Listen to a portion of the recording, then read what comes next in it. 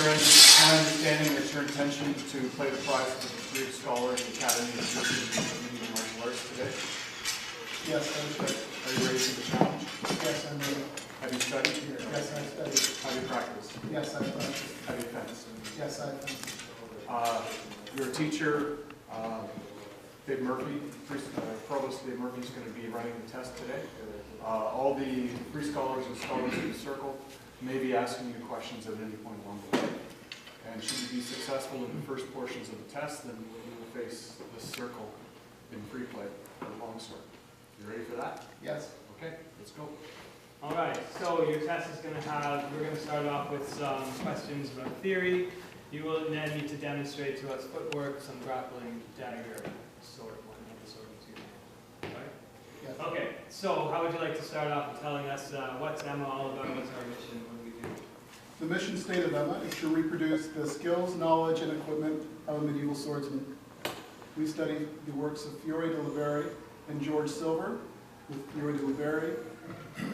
He was born in approximately 1340 to 1350, and over 50 years he trained under many different Italian and German masters, notably Johannes Sevenus. And he was also in charge of artillery and crossbowmen in 1383 at the city of Beatty. And he trained at least 7 different students that are known to have survived duels. And he had to fight 5 duels with masters. These were masters he did not wish to train. And then in 1400, he entered into the court of the Marquis of Fiore, Niccolo il Deste, who asked him to write a manuscript of what he knew of the art. We know of 4 manuscripts of Fiore de Liberi's work entitled Flaus Duelatorium, Flower of Battle. They are named after the libraries in which they're kept. They're called the Morgan, the Beatty, Sonny Dossi, and the MSS Latin. The Morgan lacks sections of the wrestling and the dagger plays. The Beatty is more comprehensive, and we study that the most. Sonny Dossi has rhyming couplets and animated illustrations, and then the MSS Latin has some colored illustrations as well. We study Fiore de Liberi's works because they are the earliest medieval martial arts manuscript with a comprehensive, battle-tested set of plays across wrestling, dagger, sword, spear, and poleaxe, where the body mechanics and the logic between the plays can be cross-compared from the different sections for the different weapon styles. Okay, excellent. Well, I think that covers most of Fiore, except for, we have something up behind us here, which we refer to a lot. Would you like to explain the significance of this in the art and what we study? Yes, the signet page with the 4 animals and the 7 swords is the heart of the art. The 4 animals are the elephant, castle on the back, which is fortito, stability and strength. The lion with the heart, audatio, which is courage, bravery, and the willingness to place yourself in harm. The tiger with the arrow, which is swiftness and I believe it's celeritas. The lynx with the sextant, which is prudentia, knowledge and wisdom. And I believe that's all 4 of the animals. Then the 7 swords represent the 7 strikes. Fendente, from teeth to knees on the right or the left. Mezzani, a horizontal cut between eyes and elbows on the left or the right. Satani, a rising cut from knees to teeth on the left or the right. And the cruel and deadly thrust.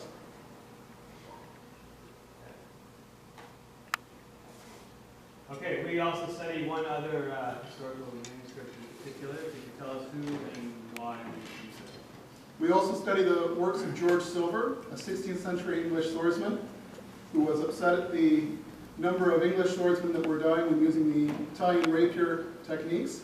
He wrote a manuscript in 1599 entitled Paradoxes of Defense, and he also later wrote a second manuscript, Introduction to my brief introduction to my Paradoxes of Defense.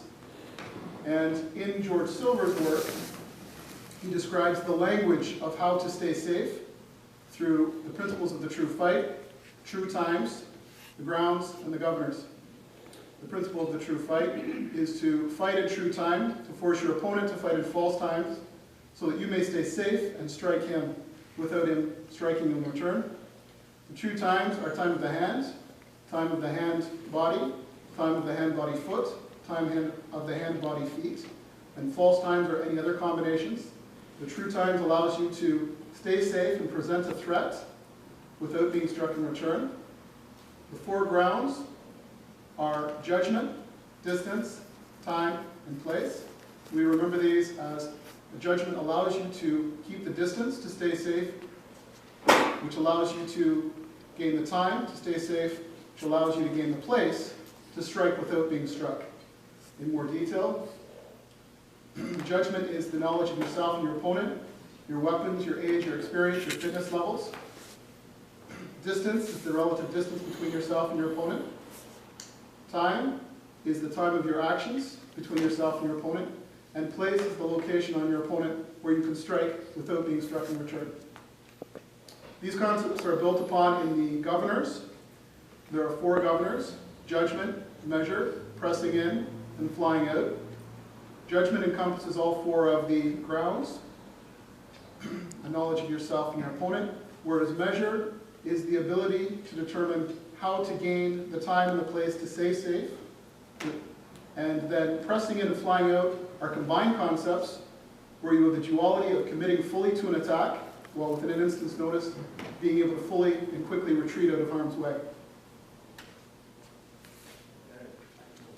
I think the only other part of the theory is the parts of the sword, but we could, well, you have a sword over here now. This is a sword. This is my sword. The sword has the blade and the hilt. The blade is composed of the weak, the middle, and the strong, with the blade extending through the tang into the pommel. The blade has a true edge along the knuckles and a false edge along the thumb. The blade also has, the sword also has a balance point, approximately 3 to 4 inches out from the hilt in this plane. It's also symmetrical along the vertical axis. The hilt has a crossguard, grip, and a pommel. Some swords have a ricosto, an unsharpened edge along the strong of the blade. Some swords also have a fuller for lightness, strength, and flexibility. The swords, when you hit the pommel, you also see a location without vibration approximately a third of the way along the sword. This is a percussion point. There's a corresponding percussion point in the hilt, so that theoretically you have the most amount of energy delivered to your opponent when you strike at that point. But of course, we strike our opponent with any part of the sword or weapon that we may hold. This is the sword. Okay. All right. Excellent. I think we can move on. Do you want to just sit your sword to the side?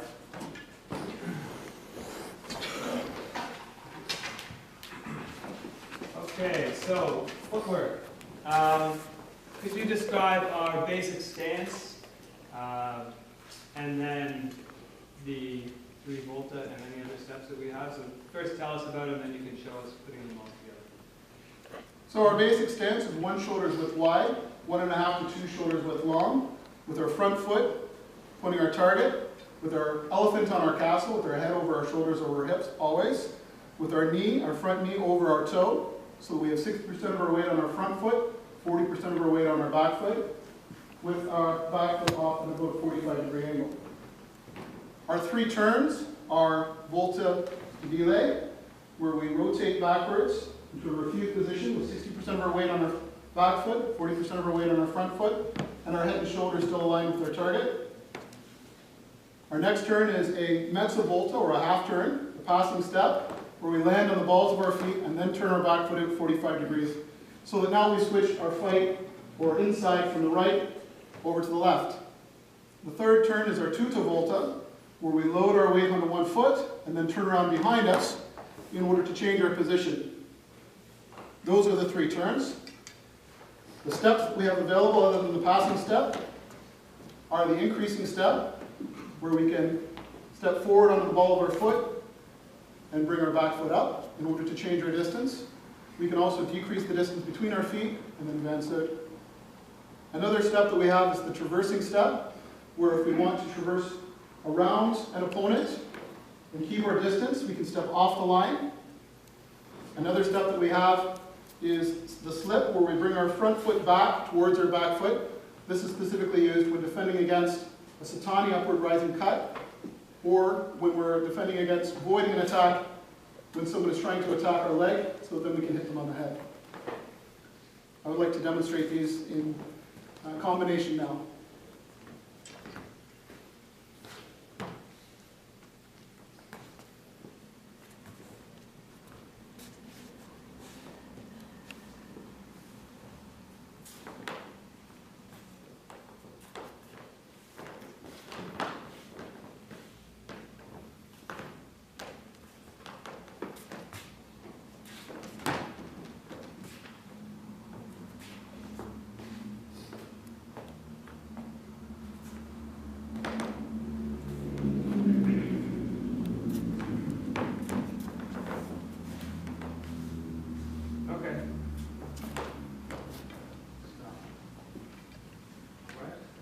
Okay, before we get into some wrestling, can you show us the four posts of our? Four posts of wrestling are iron gate, frontale, these go well together for smash or grab, and throwing to the ground. Longa, can be open end for strike, and boar's tooth. These also go well together for a strike or a block, and then a strike. Okay. And can you show us some footwork where you also change between the wrestling?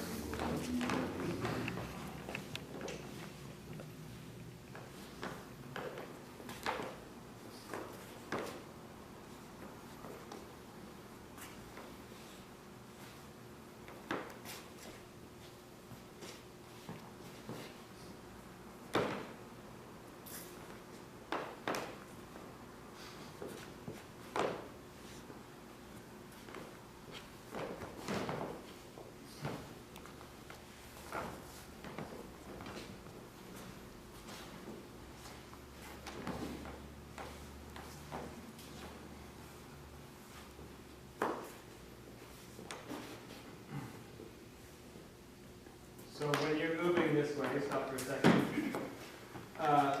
Do the times matter? The times you discussed earlier from George Silver? Yes, Okay. How? you must always use true time to present a threat before you bring a target into distance. Okay. So can I see those posted again, keeping true time in mind for you?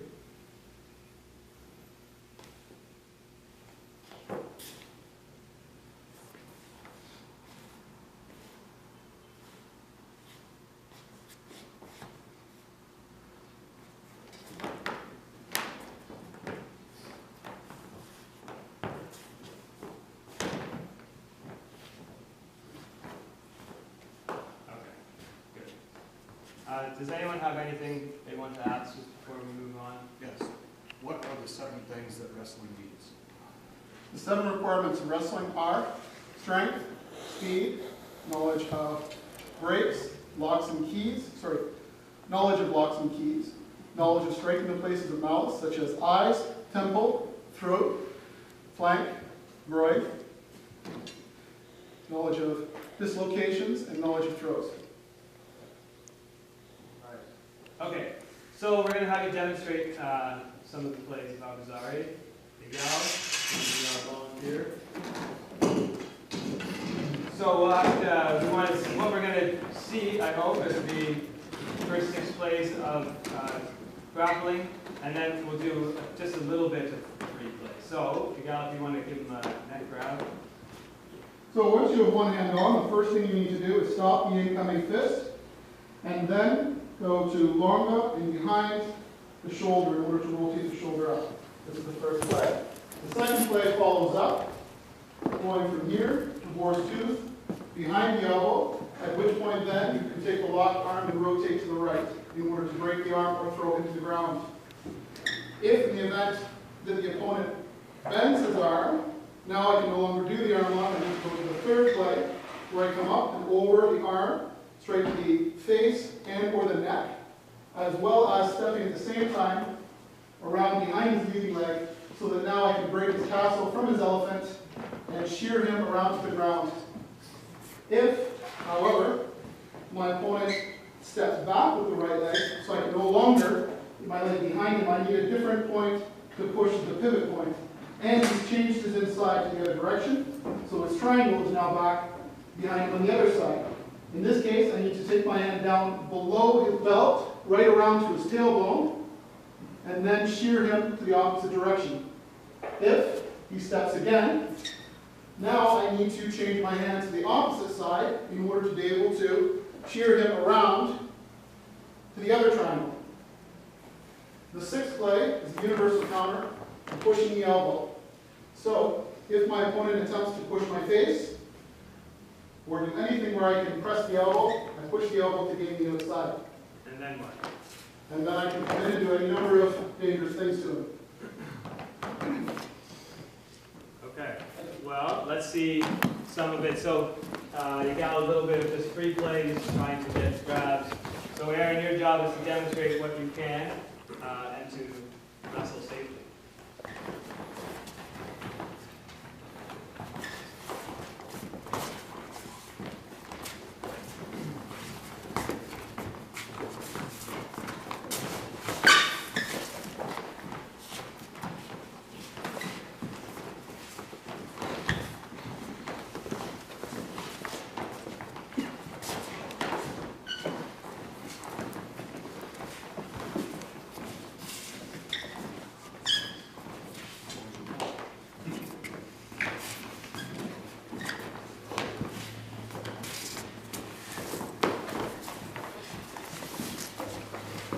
Okay, great. Thank you.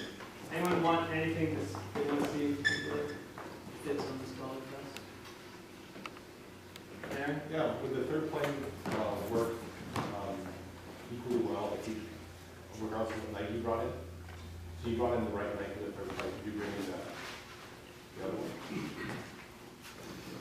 So, to make sure that I understand correctly what you're saying, Yep. I've come up, this hasn't worked.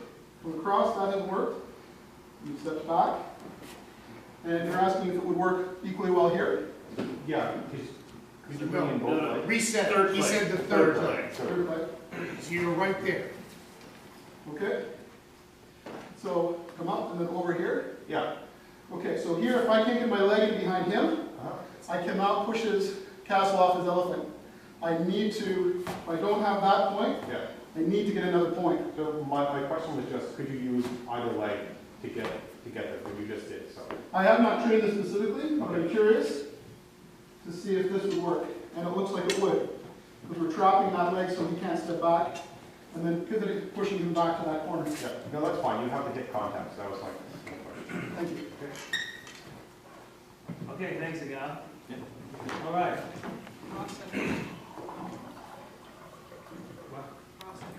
Ross, do you have another question? The triangles of which you speak. What Yes. does this mean? So, with our typical stance, we have a square composed of two triangles.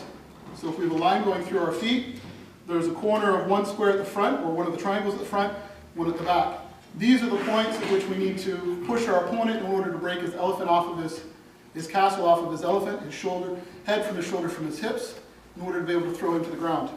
So if someone switches their stance, their triangles are now in the opposite direction. If I pushed along this direction here, no matter how big I was, I would have an extremely difficult time pushing him over because his structure isn't aligned. I need to push perpendicular to that line or through to the two different parts of the triangle. Aaron, could you just grab a dagger? Ian, you're our dagger man. Okay. So, Aaron, could you show us the post? Yes. 6 posts of dagger are iron gate double, iron gate crossed, iron gate with dagger, iron gate doubled with dagger, iron gate crossed with dagger. Okay. All right.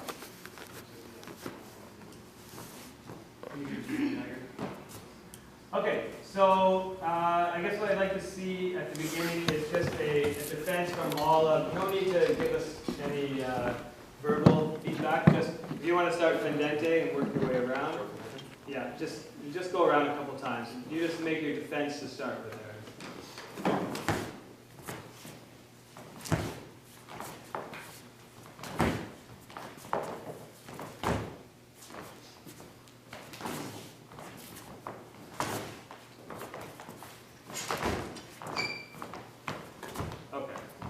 Okay, so what you're going to need to do is show us various techniques.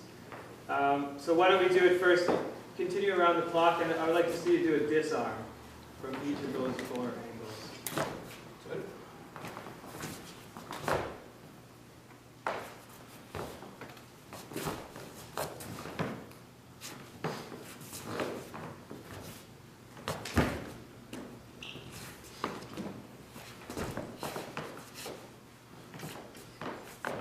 Okay, yeah. How about a key from each?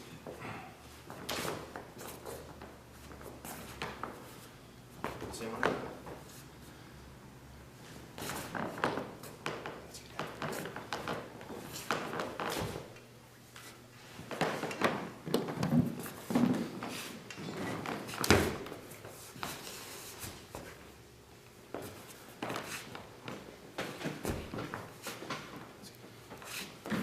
Good. We went all over. Yeah, let's do them all one more time.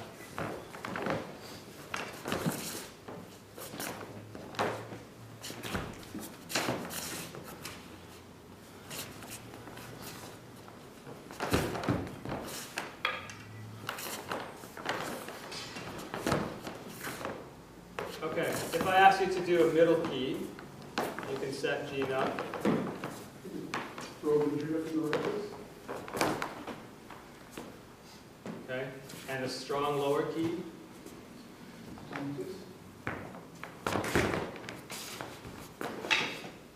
Okay. And we need to see you do something with a straight arm. So taking advantage, instead of a bent arm, taking advantage of a straight arm. Okay, Gene? You can just do these around the clock again, actually. Okay?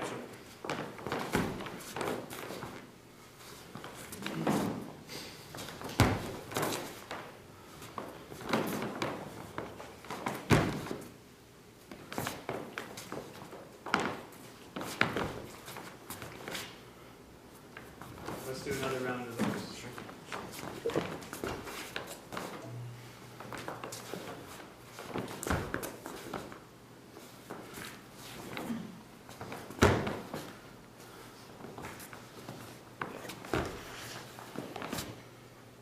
Okay. Do you know any other throws from a reversing?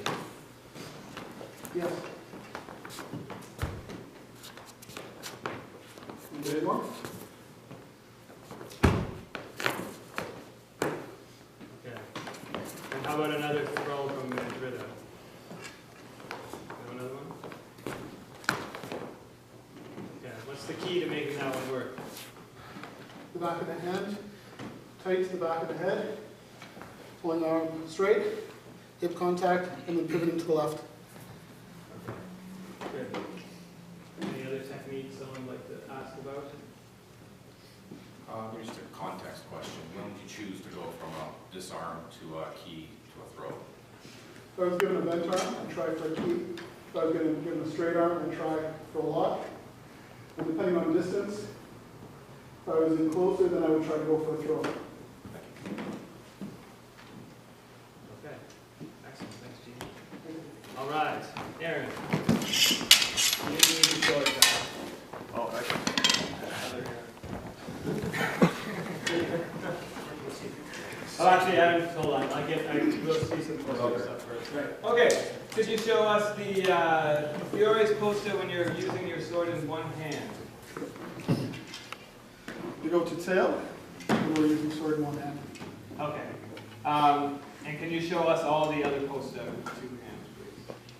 Boar's tooth, middle iron gate, iron gate, tail, woman, window, bicorno, longa, window, woman, frontale, breve. Okay. do we just see you do some, using your footwork and doing some post to post like we do all the time?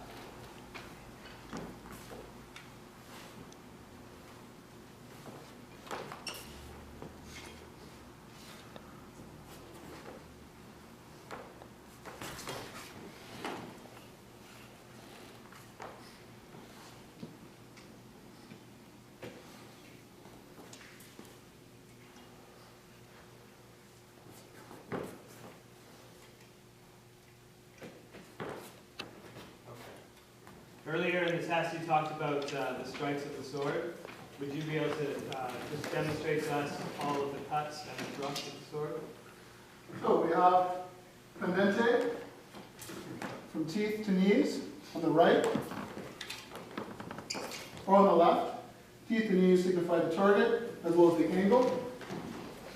We have menzani, a horizontal cut, on the left or on the right, which the target is eyes to elbow. We have satani, a rising cut, on the left or on the right. Target is knees to teeth. Then we have the cruel and deadly thrust, which I believe the target is throat to groin. Can you show us a combination? You can just show us those cuts? Yes.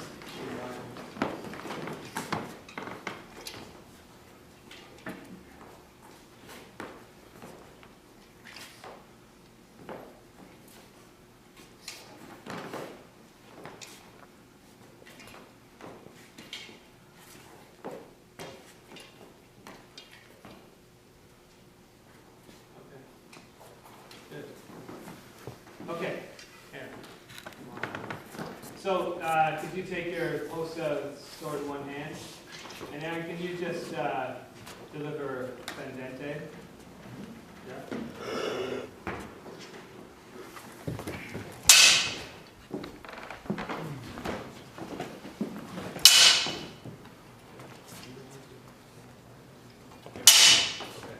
Good.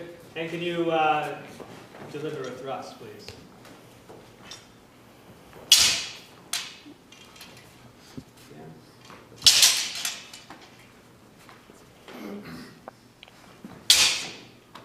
One more. At this point, anyone else have anything?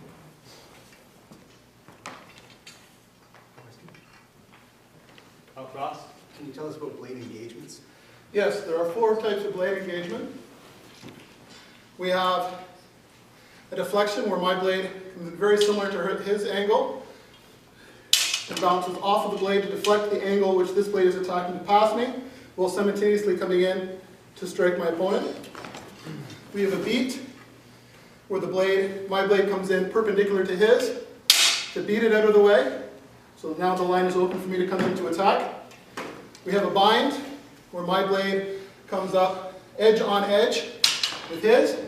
I have less advantage in this scenario, but I've stopped myself from being hit, and from here either one of us can enter into place.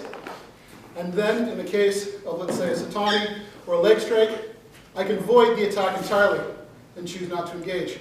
And of course, in the philosophy of staying safe, I would want to go to a breve anyway, but the principle would be to void the attack so that you're not being hit, and then to follow through.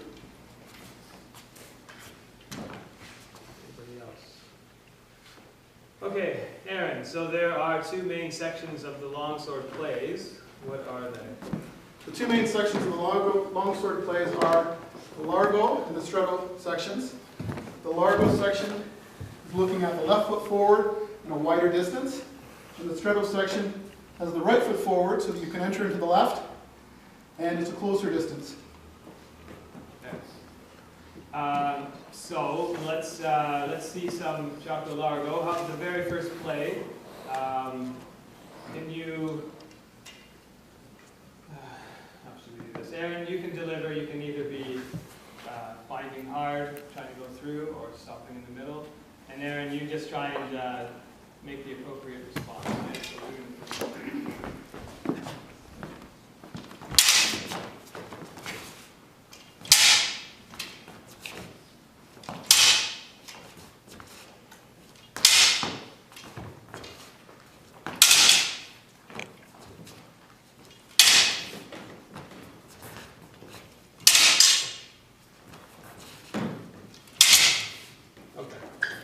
Can you, if you just want to deliver some pendientes there, I mean, can you show us whatever other largo plays that you know?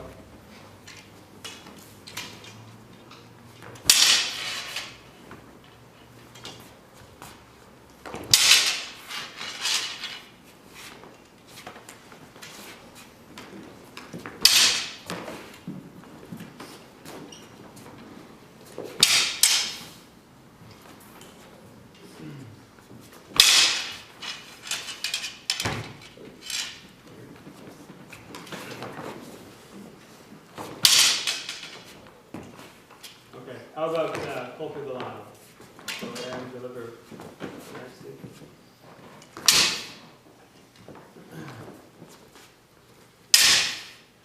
Okay, good, stop.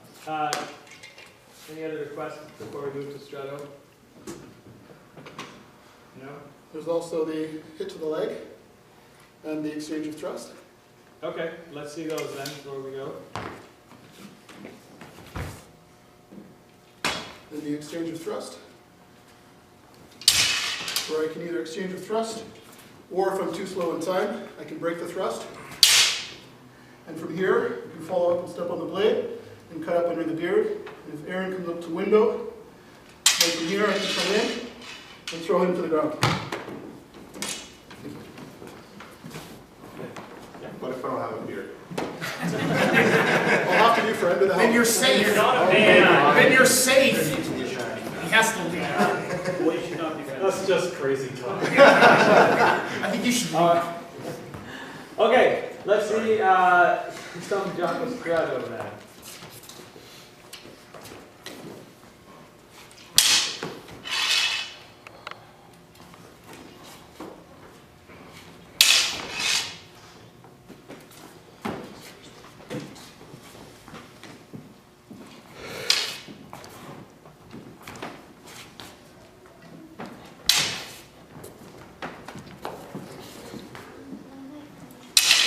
So stop for a second. So Aaron, what makes it a strato play? What is when the incrostada happens, what is the appropriate footwork?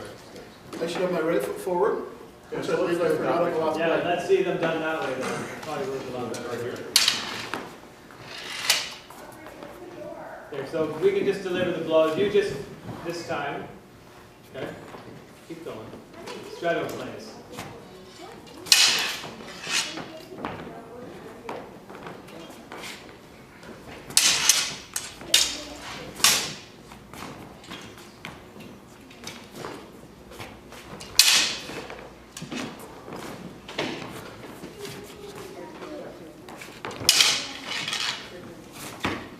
Earlier you tried to do something with the pommel. Can we see them done with this footwork?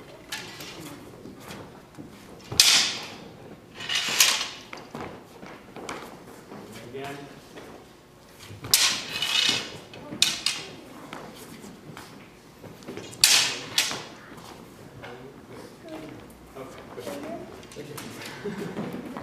Okay. I think we're ready to move on. So does anyone have any questions at this point before we suit up? You can see dagger free play. Yeah. Oh yeah. Sorry. Okay. Before we go there, I want one quick question. What's the very first play of loss? Describe what's happening. And you don't have to go into great detail, just keep it simple. The very first play of longsword, your opponent can go to or through. You need to have a duality of mind to be able to let your sword either go through and hit, or come around behind so that you can step to the left and hit. You have to let the sword do what it wants to do. Okay, and that's because we're kind of a blade engagement? Because we're doing a deflection. Okay. All right, team. Sorry about that, Shane. Yeah, I guess put on the mask.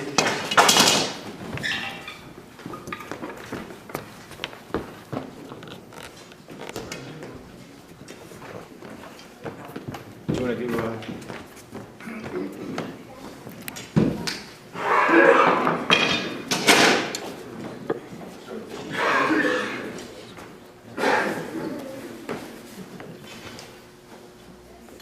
Until he disarms me? Well, let's just see you deliver attacks. And so, Aaron, your goal is number one. not to get stabbed. Okay, good. And after that, then it's to try whatever plays you think you might be able to get from there. If the Yeah? opportunity is there. Good. Remember, we need the discussion. Oh, yeah. Thanks a lot.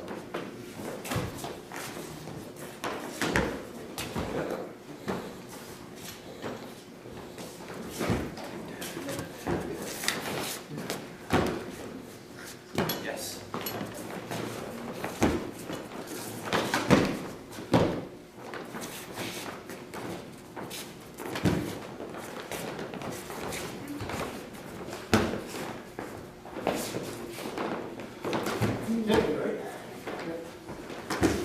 Yes.